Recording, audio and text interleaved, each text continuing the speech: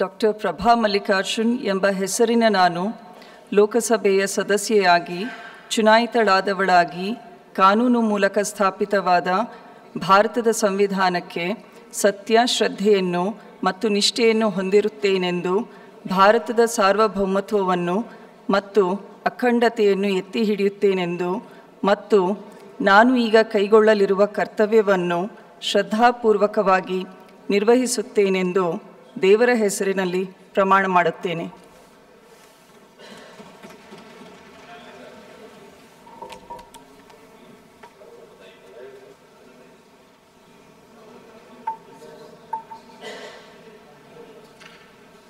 Shri B.Y.